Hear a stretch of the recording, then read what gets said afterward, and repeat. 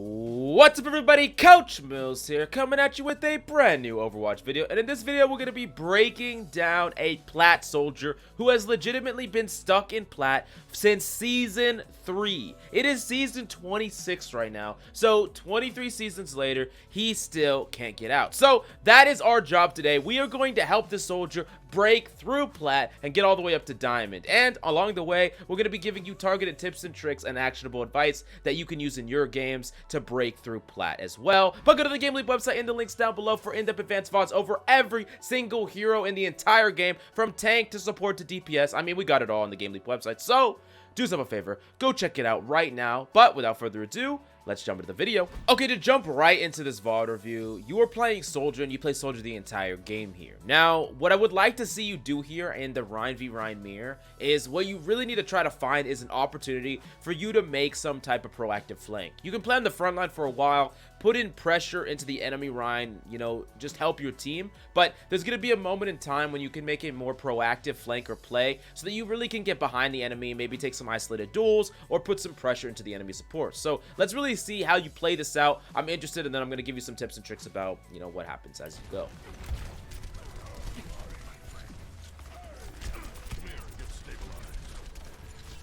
Nothing too bad so far. So right here is a perfect example where you could either push this or even push here and wrap up to the high ground, because this is the window that I'm talking about, right? You poked on the front line for a little bit and you're helping your team get in, but then like you take this moment to quickly change positions, and then you can go and harass the enemy supports in the back line, and that actually puts more pressure than you being on the front line. Because you got to understand that when your supports are being hurt, they have to turn around, they have to focus you, they can't heal their front line, and their front line has to fall back. Well, when you're here on this front line, you're just doing menial damage, so it's actually more impactful damage being on the flank. And plus, you could just be there and maybe even get a kill and just win the team fight outright. So this is like that window that I was talking about earlier. Yeah, see, like, this is okay. Like, there's nothing terrible about this, but you would just be way more impactful if you would have took that one little window of opportunity to go take that off angle or that high ground. See, okay, so you're doing it now. A little bit later than I would like you to do, but this is fine. So yeah, you go all the way up to that high ground right now. Yeah, nice, nice, nice. So yeah, this is perfect. You got away Immortality Field. Now you're probably going to be able to kill the Hanzo as well from up here. Yeah, this is great. Great positioning. Yeah, no reason to not do this right off the bat, but you did it now, and that's still good. Put a little damage into the honor. That's good. Yeah, you can probably kill this BAP. Ooh, nice. Nice tracking. Yeah, that's good. It's really good. I mean, that BAP just completely threw. Like, okay, if you're that BAP or anyone, do not jump when a hit scan or even like a fast-moving projectile like a Hanzo is standing there. Good soldiers, once you start getting to the Plat level and beyond, they'll be able to track you out of the air. Those are the easiest shots to hit. It's like shooting duck hunt. I mean, you're in like a very precise arc. Soldiers can even burst you from full, where they just arc you, and then as you hit the ground, they just helix your feet. You're just dead. So like, big throw by the BAP from the BAP's point of view. A little dangerous. Okay, so you're getting healed up. You're good. Okay, so yeah, you're chilling. You won this fight. Yeah, you actually carried this fight, to be honest. It's really good.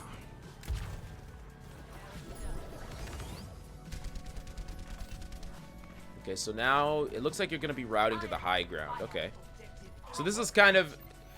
On this map, it's a little bit weird routing to the high ground because you end up kind of in the enemy backline. But there is a lot of value into either like getting up here or getting behind the enemy, and then like either setting up in this room as a downfire or maybe even executing a full flank. But there's a lot of different options here. But playing Soldier is harder on the second point on attack than he is on that first point. On that first point, Soldier's amazing. You take that high ground, you can put pressure down. But on the second point, a little bit more difficult to get some definitive value out of. But I'm sure you could still get it. And you have your visor, so...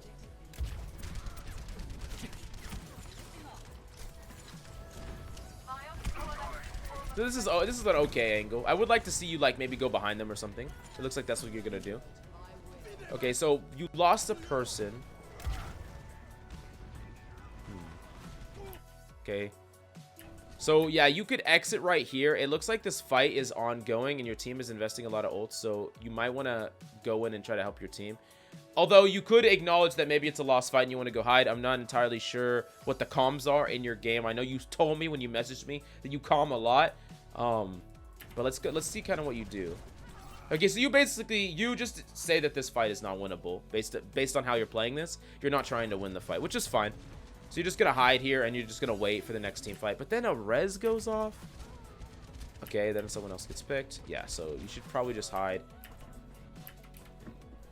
And this is a really cheeky thing that, you know, it's super fun to do on DPS, where you literally set up, you're so close to enemies, but there's no reason they would ever check you. And then when the start of the next fight happens, you can just jump on top of the enemy, get an insta kill, and then try to get out. And that's probably what's gonna happen here. So I think you see that the enemy Zarya died, and you think that this is your time to go, which is probably okay. Your Mercy just died, so she's not going to be in the fight. But if you can insta-kill this Ana, it'll be good. So let's see. Okay, so yeah, you should have probably Helix first. Yeah, you definitely should have Helix first, because she turned, instantly dodged. And also, aim your Helix at her feet. You don't need to hit her direct here, because missing there means it's very, very difficult for you to kill her. You pop in a visor, you get naded. Yeah, you did it. If you would have insta-killed the Ana here, this visor, you would have been able to perhaps like sweep around and chase that McCree and get a McCree kill as well. Yeah, but now, okay, so yeah, now you're just dead. I mean, okay, yeah, hiding here, you're just gonna feed. So you either needed to run out and just leave, or you're just gonna die or like go suicide, because there's no way that hiding here, they're not gonna just leave you here. You're just gonna get chased down and killed. You do get a kill, though. Yeah, the entire enemy team is about to jump on top of you. Yeah. So, honestly, because of the fact that your team got some extra kills, if you would have wrapped to the outside, you would have actually been able to get out and maybe even win the team fight, because their team is regrouping here. But you failed the kill on the Ana, which made you like kite away, and instead of kiting away to like a place where you could be safe, like wrapping around, you kited back into their spawn. It's just not gonna work. Yeah.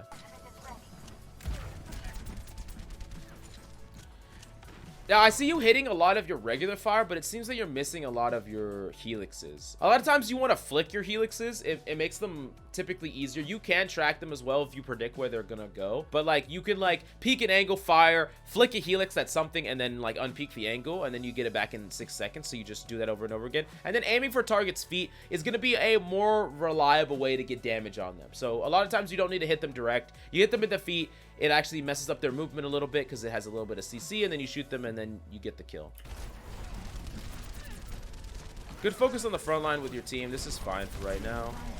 I think it'd be more effective if you were up here. Like we said, the high ground is the best, and the cool thing about being up here is you can actually jump. As the fight progresses, you can jump here, and then you can wrap around them on this side, which is really, really strong.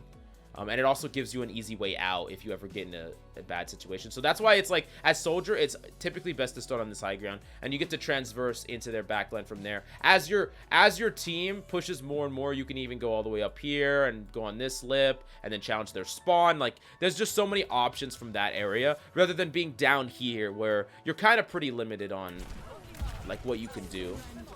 And you're definitely less effective at like threatening this Ana up here. And so like, yeah, like in this stage of the fight, this is where you would jump from here to here, and then you would just keep pushing on, and you would just get more angles on that Ana, more angles on their back line. Yeah, the enemy has to think about you being above them and the team in front of them. It's just a lot. Now, I'm not saying this is bad. Like, it's just being more optimal, and doing that will get you even more impact and be able to carry some of these fights even more.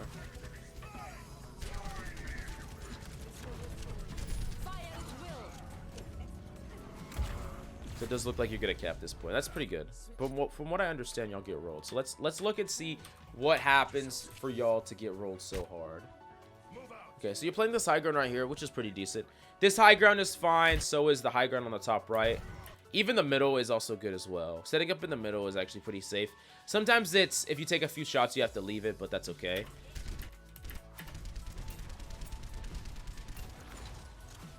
Oh, so they just teleported right underneath you, and you heard it in your sound cue. So you should definitely helix that and mess with that right now.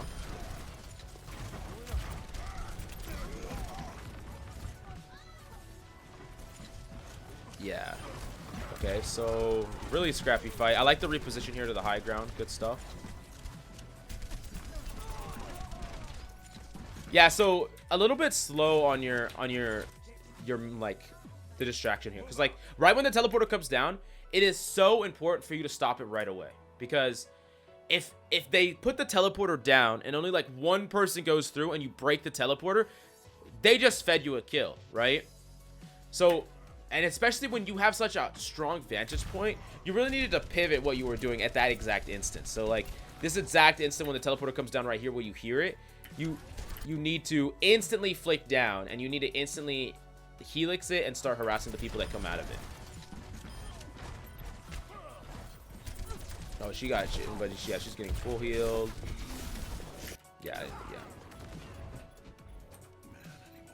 Okay, so I'll say that maybe y'all got caught off guard a little bit by the sim, but let's see what you do in this fight, because this is going to be a lot more difficult. The enemy does have nano coming up, but besides that, no big ultimates. So this is also good, pretty good position for Soldier. Just playing back here, you get to keep spraying down on the enemy. You can't really make any proactive flanks, but okay, nice. This is exactly what I wanted to see in the beginning. Remember when we just talked about how it happened in the beginning? Helixing this is really, really good. See how it just completely just stops their teleplay? Like, they get instantly punished for it, and the enemy team can't possibly win this team fight.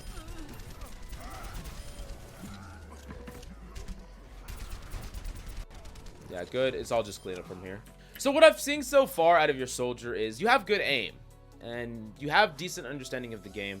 There's just a few moments where I think you could push your bounds even further. Like, you could push your impact even further on Soldier to, like, force through value. Like, permanently on the flank, go and make those proactive plays. Make sure that you're consistently hitting these helixes more, and then just following through on some of these targets that you get really low. A lot of times you can afford to be more aggressive. On Soldier, you have your own heal, and you have mobility that a lot of characters don't have, and you have burst. You have a lot going for you, but you're not really utilizing the full thing of your kit.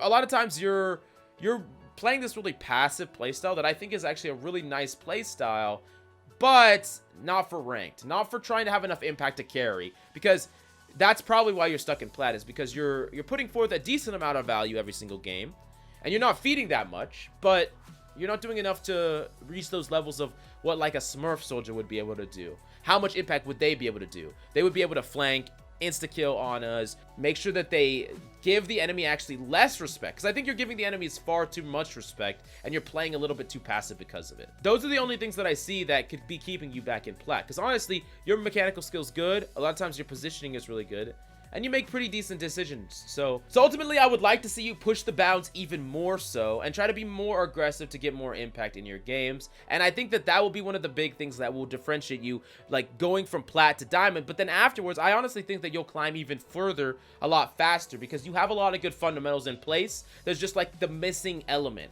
That aggressive nature is something that you're really, really lacking. But go to the GameLeap website if you want to see in-depth breakdowns over any other character in the entire game. We have DPS, tank, and support. We got everything you possibly need to climb, so go check it out in the links down below. Hope you enjoyed the video. That's all I got for you today. I'm Coach Mills, and of course, until next time,